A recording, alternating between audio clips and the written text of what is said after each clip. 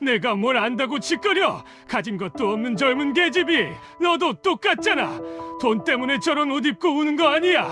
내 눈빛 속에 탐욕이 보이는데. 지수는 얼굴이 굳어졌지만 여전히 담담하게 그를 바라보았다. 그녀는 몰랐습니다. 지금 자신 앞에서 소리치는 노인이 자신의 진심을 시험하러 온 사람이라는 걸. 그리고 그녀의 인생을 완전히 바꾸게 될 것이라는 것을요. 특별한 하루를 위해 사연 시작하기 전에 구독 버튼을 눌러주세요. 재벌 회장 이현우, 제2그룹의 창업자이자 한국 경제를 쥐락펴락하는 거물. 그의 인생은 숫자로 가득했다.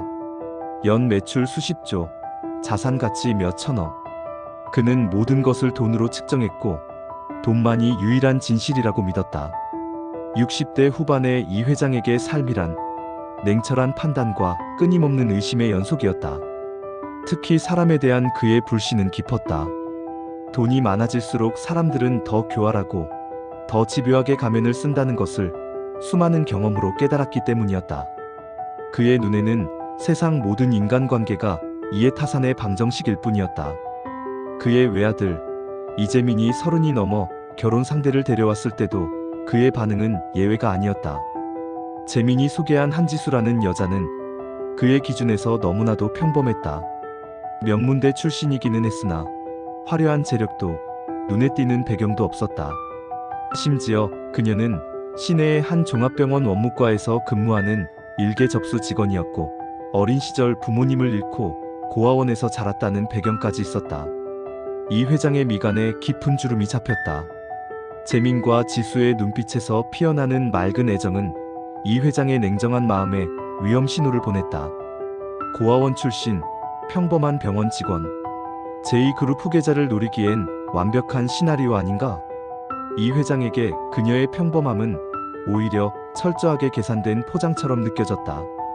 그의 삶은 너무나 많은 배신으로 얼룩져 있었기에 순수한 의도를 믿을 여유가 없었다.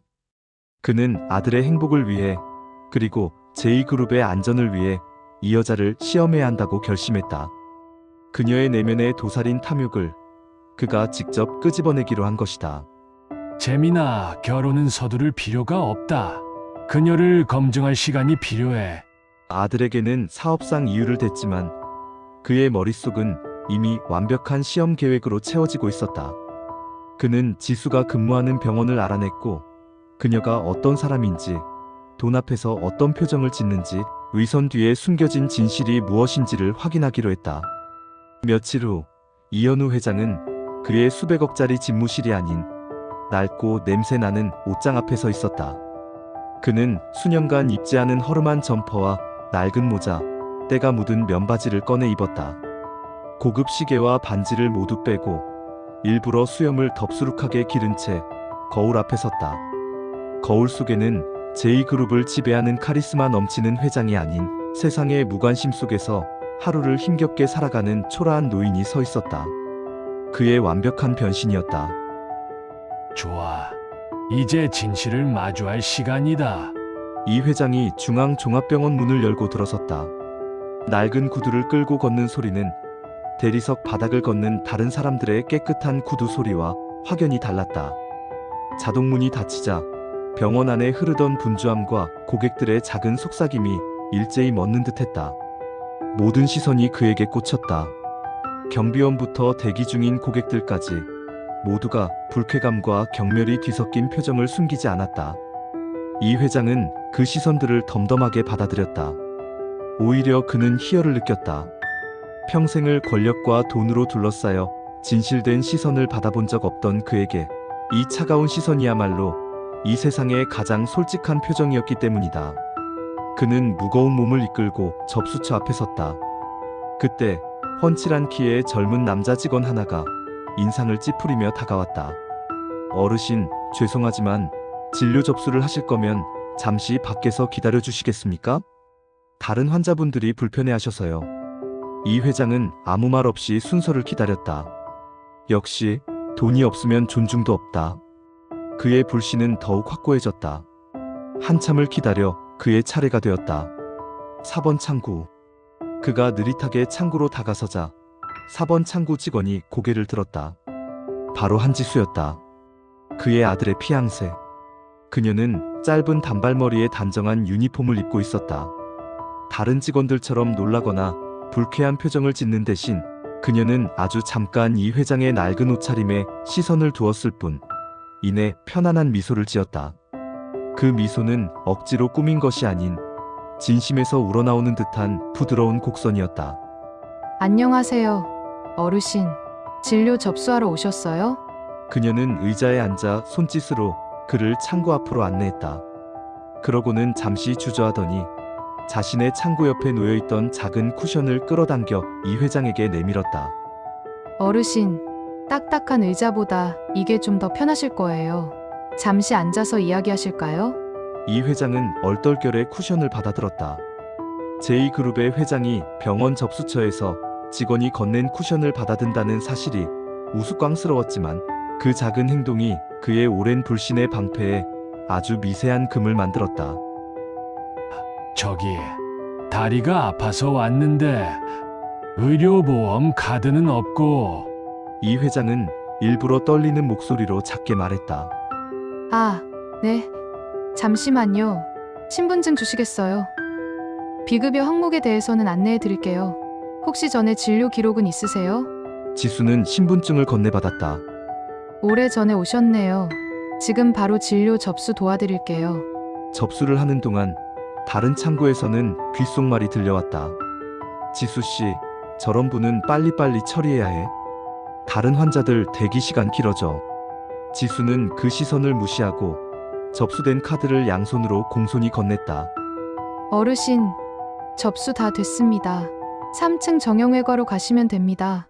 혹시 다른 불편한 건 없으세요? 진료비 수납은 나가실 때 하시면 됩니다.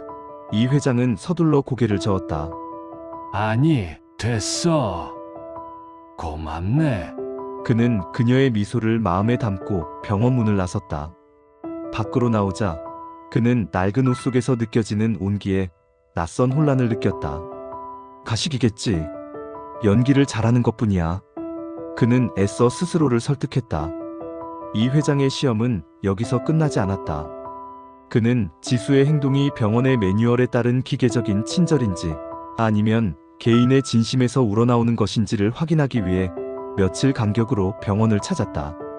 두 번째 방문에서 이 회장은 일부러 아주 복잡하고 시간이 오래 걸리는 업무를 요청했다.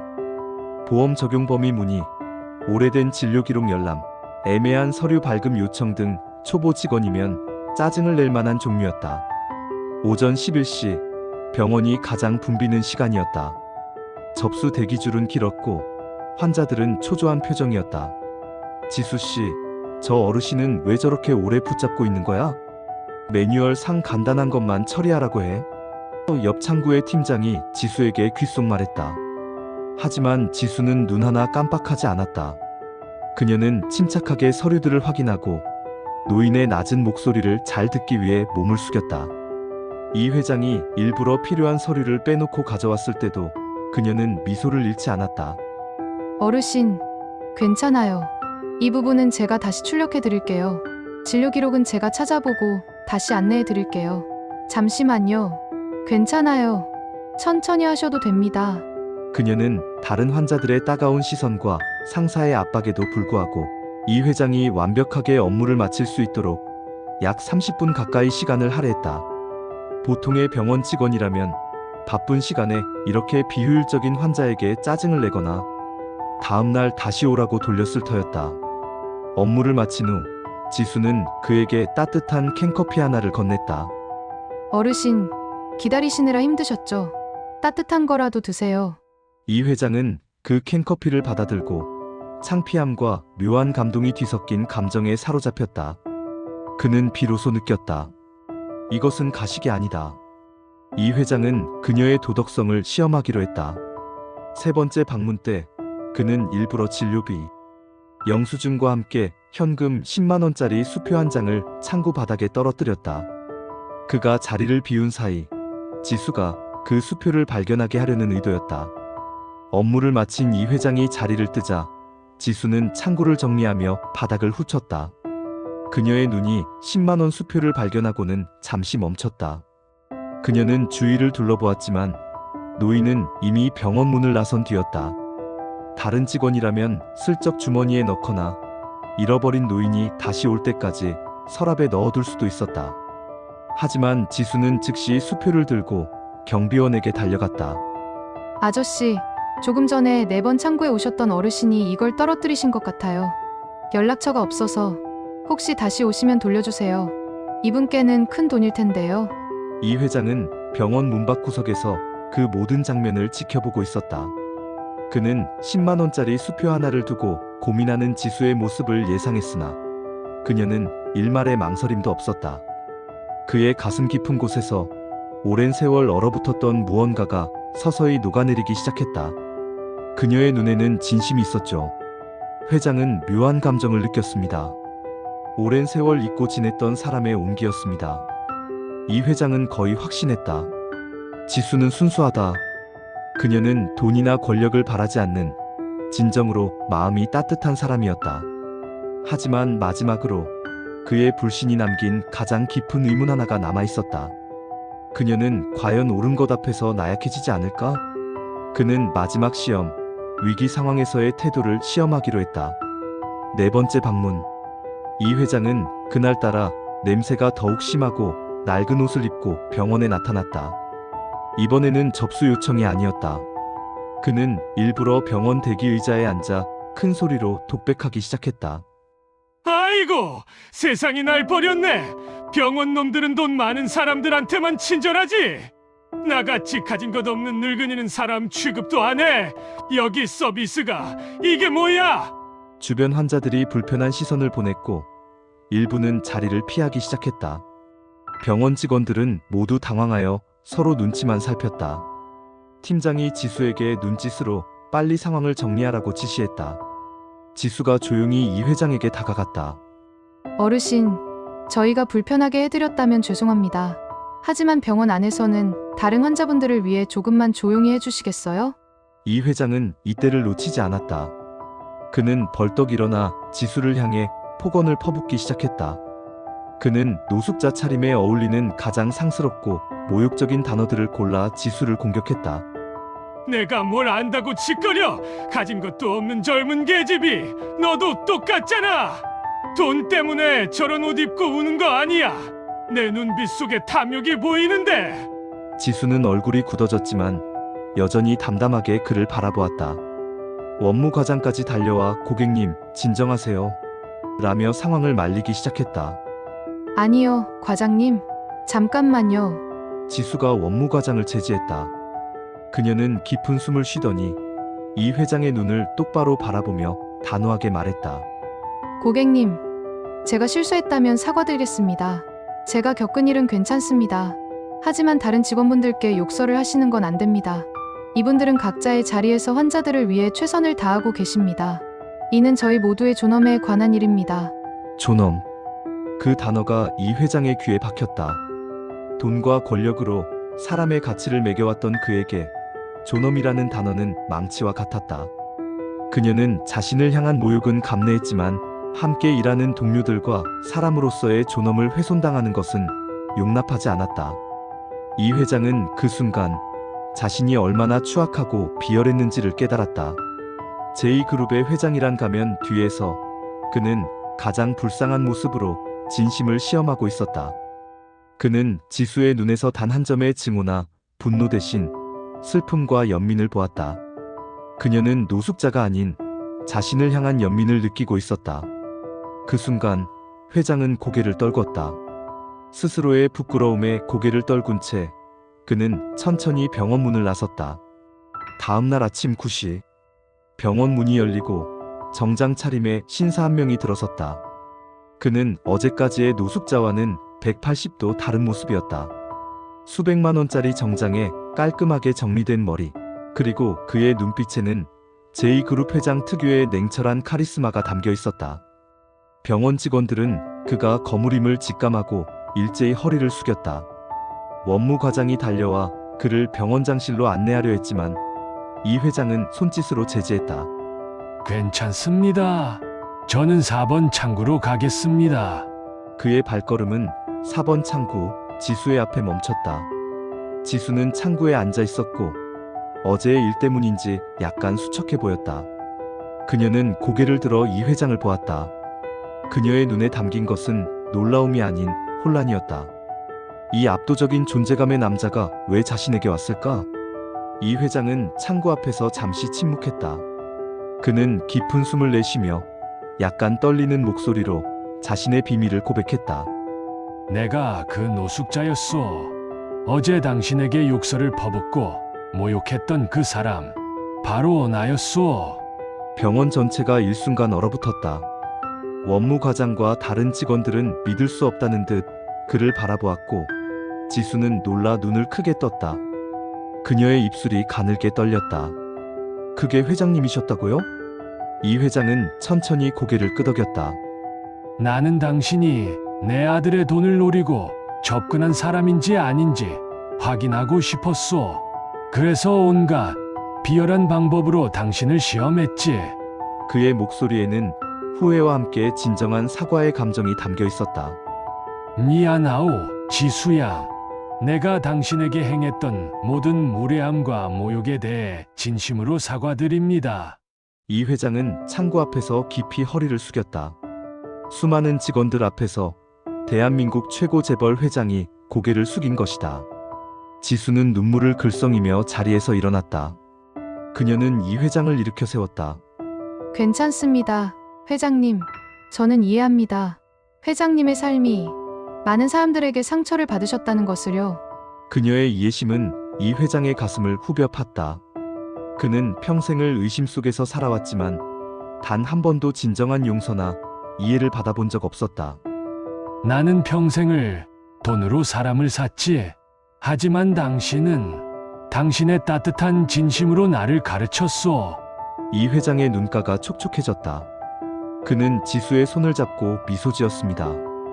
이제야 아들의 선택이 옳았다는 걸 알겠소. 당신은 내 며느리가 될 자격이 충분하오. 아니, 우리 가문을 이끌 진정한 자격이 있는 사람이오. 그날 오후 이 회장은 아들 재민과 지수를 자신의 집무실로 불렀다. 재민은 이미 아버지의 시험 과정을 전해 듣고 복잡한 표정이었다. 아버지, 지수에게 왜 그런 짓을? 재민은 분노를 사기지 못했다. 이 회장은 아들에게 손짓하며 말했다. 재민아, 내 마음은 이미 지수에게 가 있었으니 내 선택을 믿지 않은 내 잘못이 크다. 하지만 나는 제2그룹의 회장으로서 가문의 미래를 지켜야 하는 책임이 있었다. 그는 지수를 바라보았다. 지수 양, 당신은 그 시험을 통과한 것이 아니라 내 불신을 부수고 나를 구원했소. 나는 노숙자의 모습으로 가서 당신에게서 돈으로 살 수 없는 가치를 배웠다. 이 회장은 테이블 위에 놓인 서류를 집어들었다. 그것은 지수와 재민의 결혼을 승낙하고 지수에게 그룹재단의 핵심 보직을 맡긴다는 내용의 서류였다. 나는 이제야 깨달았소. 진정한 재산이란 통장에 찍힌 숫자가 아니라 사람의 마음이라는 것을, 그리고 그 마음을 지키는 힘이야말로 우리 가문의 가장 큰 자산이 될 것이라는 것을. 그는 지수의 손을 자신의 아들에게 내밀었다. 재민은 지수의 손을 잡았고 두 사람의 눈빛에는 깊은 애정과 감사함이 교차했다. 진짜 가문은 피가 아니라 마음이 만드는 거야. 이 회장은 그날 이후 완전히 다른 사람이 되었다. 그는 여전히 냉철한 경영자였지만 사람들을 대하는 태도에는 인간적인 온기가 배어 있었다. 그는 제2그룹의 사회공헌 활동을 전면 개편하여 돈으로 생색내는 자선이 아닌 진심으로 소외된 이들을 돕는 재단을 만들었다. 그 재단의 운영을 맡은 이는 물론 지수였다. 이 회장의 눈가에는 따뜻한 눈물이 맺혔고 지수는 그 손을 꼭 잡았습니다. 시간이 흘러 지수는 이 회장의 가장 든든한 조력자이자 재민의 아내가 되었다. 그녀는 여전히 병원에서 사람들을 대했던 그 따뜻한 마음으로 그룹재단을 이끌었고 그 결과 제2그룹은 단순히 돈만 많은 기업이 아닌 사회적으로 존경받는 기업으로 거듭났다. 이 회장은 종종 지수에게 농담처럼 말했다. 당신이 나를 구원했으니 제2그룹을 당신에게 빚진 거요. 지수는 미소 지으며 대답했다. 저는 회장님께 돈을 받은 게 아니라 회장님의 진심 어린 인정을 받았을 뿐입니다. 그것이야말로 제가 받은 가장 큰 유산입니다. 그들의 이야기는 재벌가의 비밀스러운 일화로 남아 돈의 힘이 지배하는 세상에서 진심의 가치를 조용히 일깨워주고 있다. 오늘도 함께 해주셔서 감사합니다. 이 영상이 마음에 닿았다면 좋아요와 구독으로 따뜻한 이야기들을 함께 나눠요.